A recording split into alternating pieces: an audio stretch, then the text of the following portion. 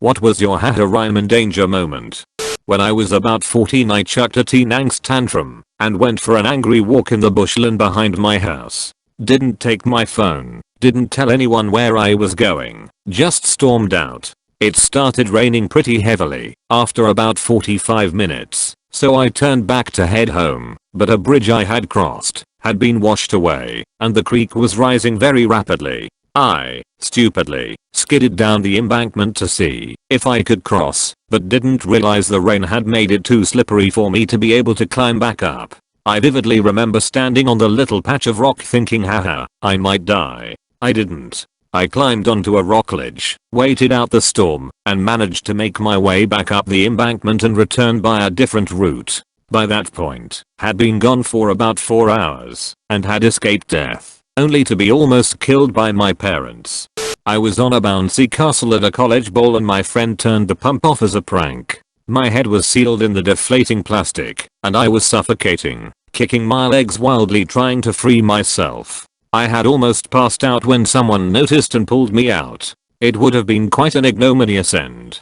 So I was walking to my school, and there's this little street with 2 lanes that leads onto the highway that you need to pass to get to my school. I usually wait till everyone has passed, since no one respects the yield, but that day, the guy in the right lane actually yielded, which was awesome, so I made my way across. Suddenly as I passed through the right lane and entered the left lane, before my mind could process anything, my body just straight up stopped moving. I was briefly confused before I felt 2 cars barely graze both my front and backside. Apparently the guy on the right started driving again as soon as I was out of his lane, and at the same time, a guy behind him was being impatient and jumped to the left lane without stopping for me, so they both passed me at the same time, while I survived by being frozen in the minor gap between the two. Honestly, my subconscious is the only reason I'm alive today.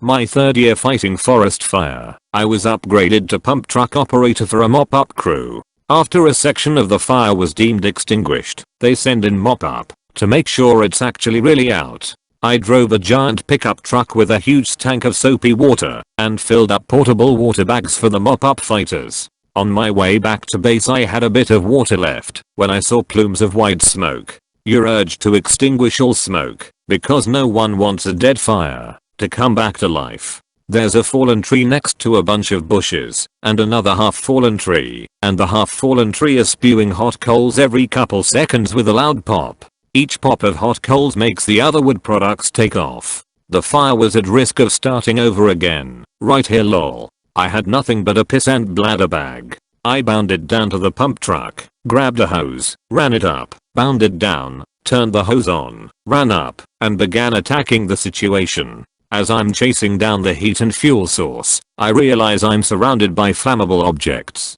Soon after, I'm surrounded by giant flames.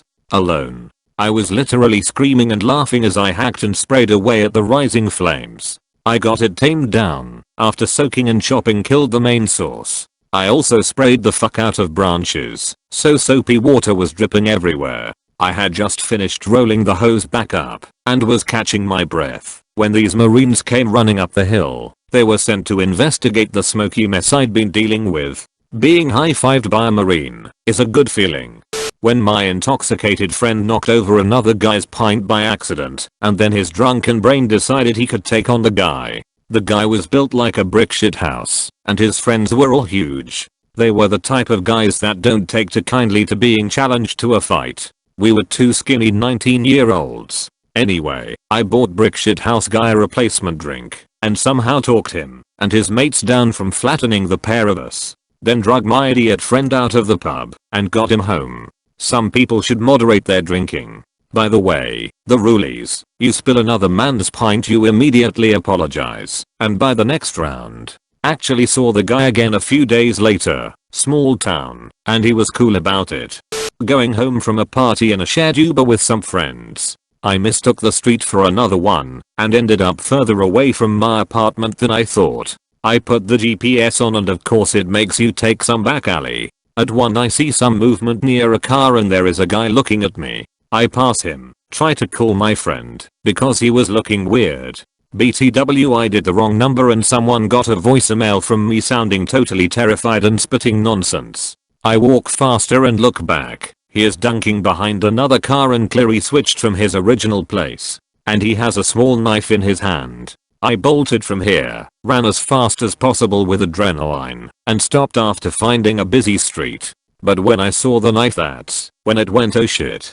I was on holiday and had left my hotel to walk to Livingstone National Park in Zimbabwe. My friends had visited earlier in the day and wanted to stay by the pool, so I figured I'd walk over by myself since it wasn't a particularly long trip.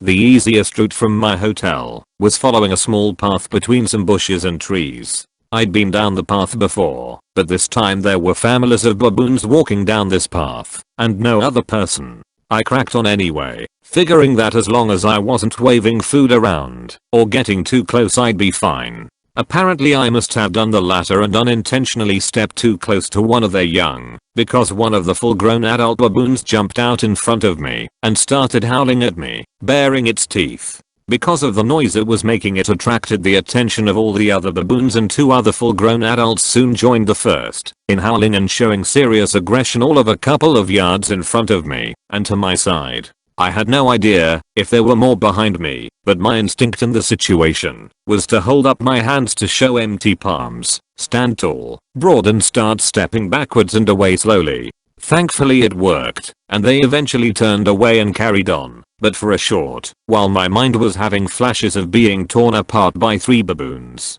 I later found out their bites can break human bones, so I'm pretty lucky that my instinct in the situation was the correct one.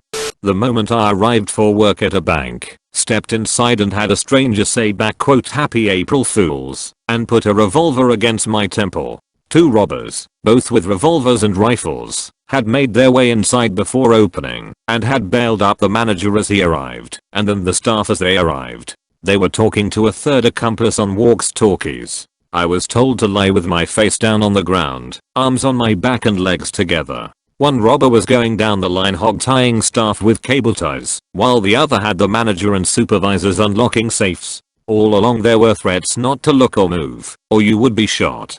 The robber had just tied my wrists together, with the pistol lying in the ground between my legs, when I heard a commotion. A staff member had managed to exit while they were distracted, and the robbers followed him and left the bank quickly. They got nothing. All in all, I was there with 15 other staff for about 35 minutes.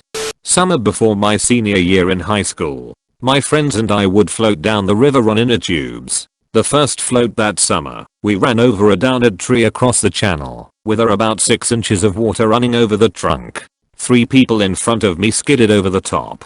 I was sitting on a semi-truck tube, and it flipped out from under me. The current dragged me down, and I doubled over a branch. Full force of the current held me there, and the impact forced me to exhale. There was no way to struggle back to the surface against the water. I worked my way over the branch and dove for the bottom. When I found the sandy mud, again I turned with the current, put my face in the mud to shield my eyes, and worked my way downstream. I could feel the branches digging into my back, while I wondered if I'd get stuck again. I was curious, not really scared yet. Meanwhile, GF, who started immediately in front of me, was standing on a sandbar and facing upstream waiting for me to show up. I surfaced downstream and had to wait for tube to catch up. That's when I got scared. A little over a year ago, my mother helped a Pakistani girl escape from her abusive family and get into an asylum center where she'd be able to change her identity and start her life over. The girl had been in my mother's class when she was teaching at an asylum school and was still in contact with some of her students, including this girl. My mom of course knew that the family wouldn't be happy, but thought it was worth the risk since this girl really needed help. She of course told me about it and gave me a heads up to be careful when walking around town for the next period of time, etc. But I didn't really think much of it. Fast forward to around a week after my mom had helped the girl. It was around 3 AM on a weekend, and I was just about to fall asleep when my mom suddenly came tiptoeing into my room with the most terrified fucking expression and just told me, "Don't say anything, someone's at the door." Apparently my mom had woken up to the doorbell being rung around 70 times, along with a picture of our front door sent from an unknown number. She had heard voices as well, and had worked it out to be around 4 to 5 dudes standing out there. They somehow managed to find my mom's address and phone number, and we had no way to know if they just wanted to talk or had worse intentions. I don't really know how, but I managed to stay chill the entire time while my mom was almost crying in fear. All my thoughts were basically just one big pile of haha, we are in danger. We called the police, who showed up half an hour after they had already left and basically responded to the whole thing with, yeah, we can't do anything about that.